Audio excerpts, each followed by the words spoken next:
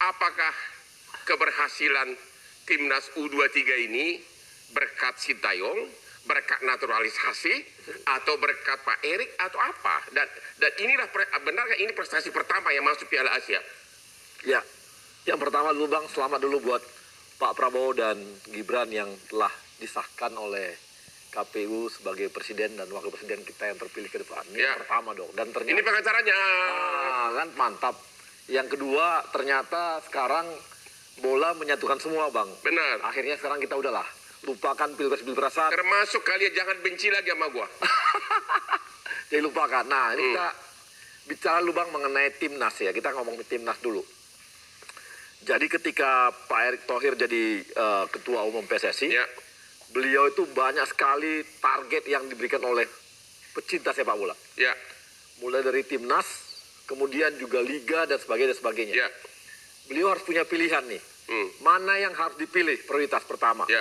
Apakah benahi liga, habis itu akan menghasilkan pemain-pemain yang baik untuk timnas, atau benahi timnas, atau yang mana? Nah, masalahnya masyarakat kita ini udah haus betul yang namanya kemenangan. Sangat haus kemenangan. Ya. Maka mau tidak mau Pak Erick ini sebagai ketum harus mencari sebuah langkah-langkah besar memperkuat timnas. Ya. Yang pertama, yaitu apa? Bagaimana timnas kita sangat kuat dalam sampai 5 tahun ke depan. Ya. Maka dicarilah pemain-pemain timnas, memperkuat timnas yang sudah ada dengan usia yang sangat muda. Dicari dari dalam negeri atau dari luar negeri? Dari dalam negeri dan dari luar negeri. Oke. Nah, makanya jangan heran Bang kita, untuk timnas senior, kita tuh usia kita rata-rata 23 Bang. Ya. Jadi sangat muda, dan yang sekarang yang U23 itu rata-rata 20. Sangat muda. Jadi dengan komposisi yang sekarang, bisa dikatakan ini adalah komposisi 5 tahun ke depan, timnas kita pasti kuat. Jadi yang bikin benar-benar sampai prestasi hebat masuk Piala Asia, bahkan masuk perempat final, apa? Nah, Pak Erik atau apa yang... Jadi gini Bang, kita nggak boleh lupakan juga dengan proses-proses yang udah ada. Ya. Bahwa ini adalah U23 ini adalah dulu mereka persiapan untuk Piala Dunia U20. Ya. Sebagian. Kemudian kena corona Bang.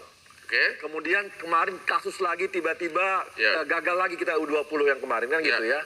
Tapi ini adalah cikal bakal. Nah, kemudian mereka diramu lagi ketika kemarin SEA Games. Ya. Di SEA Games mereka bisa juara. Dan itu udah lama juga Bang, berapa puluh tahun tuh ya kita. SEA Games itu. Lupa itu udah berapa lama. Pokoknya udah lama banget kita nggak juara, kita kemarin juara. Nah, inilah pemain-pemain kita yang sekarangnya adalah yang muda-muda semua. Nah, kemudian Bang, Pak Erick juga lihat. Yang sebelumnya udah lihat juga. Cuma yang lain sebelumnya udah melihatnya cuman agak lambat prosesnya. Nah, Pak Erick ini lihat bahwa kita ini kan orang-orang Indonesia ini banyak banget Bang. Di dunia ini saya kasih contoh aja di Belanda. Di Belanda itu ada 2,5 juta orang diaspora yang punya darah Indonesia. Jadi misalnya neneknya Indonesia dari pihak bapaknya atau kakeknya, atau dari pihak ibunya, nenek bapaknya, kakek. Jadi punya darah Indonesia. Nah, nanti misalnya gila, Bang Hotman tiba-tiba nggak tahu kita menikah, maaf nih Bang, sorry bukan saya suruh nikah lagi ya. Atau anaknya lah nikah gitu ya, sama orang bule Bang. Nah, anak abang rupanya tinggal di Itali. Kemudian cucunya, anaknya lagi, cucunya itu pengen jadi orang Indonesia lagi. Masa dilarang Bang? Jadi itulah yang kemudian menjadi pemain bola dibawa ke sini. Betul, jadi punya darah Bang. Jadi dia memang punya darah Indonesia.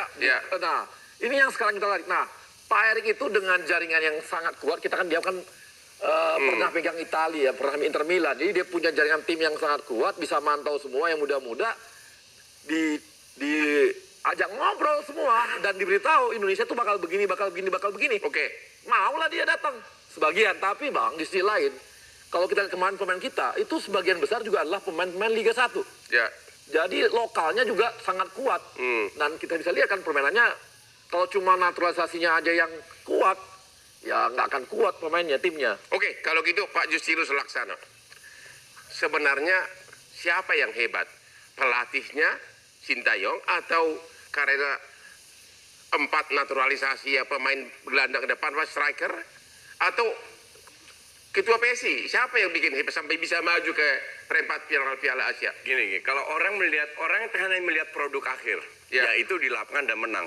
Ya, Tapi ini kan kerjasama dari banyak pihak, Ya. dari Sintayong, dari PSSI memberikan infrastruktur, kesempatan untuk uji coba dan lain-lain sehingga semua happy. Ya. Nah, dari semuanya harus dikatakan bahwa produknya itu bagus.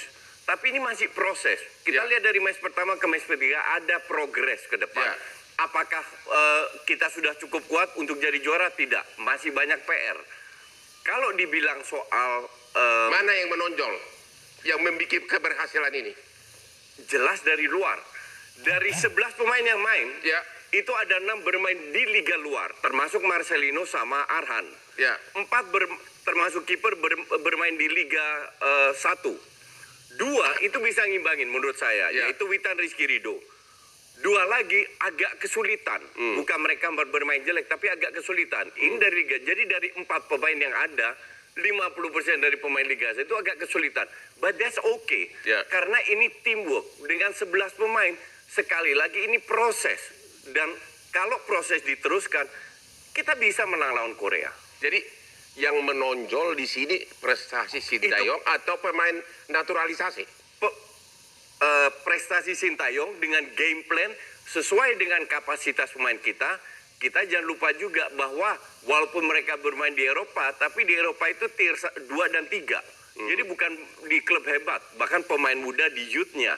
Tapi jelas-jelas pemain ini, contoh paling bagusnya, Nathan Chuaon. Dia itu cadangan di Heerenveen. Ya. Ivar Jenner, cadangan di youth-nya FC Utrecht. Rafael Struijk, di youth-nya FC Den Haag. Pemain-pemain ini yang di sana termasuk youth, di sini mereka bisa memberikan nilai tambah. Oke. Dan beruntung pemain Liga 1 pelan-pelan bisa mengikuti. Oke. Nah, sinergi ini antar pemain luar, pemain lokal, pelatih, lahirlah Jadi sebuah semua prestasi. berperan. Semua berperan. Oke, Pak Tommy Welly, Ya. Anda setuju bahwa yang buat timnas Indonesia masuk perempat final Piala Asia, Sintayong atau naturalisasi atau siapa? Semua aspek berperan, Semua aspek berperan. bahkan termasuk PSSI tadi Oke, yang mengusahakan naturalisasi lalu melakukan pendekatan kepada klub-klub agar diizinkan bermain di Piala Asia U23 ini. ya, Tapi jangan lupa juga bahwa Liga 1 kalau tidak diliburkan, kalau tidak ada sebuah kompromi dan dukungan dari klub-klub Liga 1, itu nggak bisa muncul itu karena waktu TC tanggal 1 April, tanggal 30 Maret kan hari Sabtu baru 9 yang datang. ya, Artinya ada keputusan secara organisasi juga dari ketua umum. ya.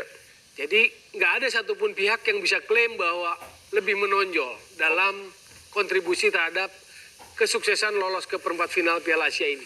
Oh begitu. Ya, Kan strikernya katanya anak naturalisasi semua. Ya. Indonesia belum ada yang mampu. Benar begitu? ya nggak juga sebetulnya.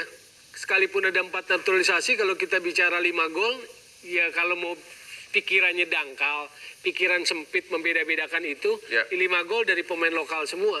Begitu. Witan 1, Komang 2, Marcelino 2, kan begitu. Tapi kan kita nggak boleh kalau dalam sepak bola melihatnya, menganalisisnya seperti itu. Maka nggak boleh ada banyak klaim yang seolah-olah mengagungkan yang satu, mengecilkan yang lain gitu loh. Terus prediksi saudara yang akan menang nanti hari Jumat lawan Korea Selatan siapa nih? Kalau main sebagus kemarin lawan Jordania, rame. Gitu ya? Peluangnya ada. Kalau main sebagus lawan Jordania. Berapa persen peluangnya? 50-50. Ya, I agree. 50-50.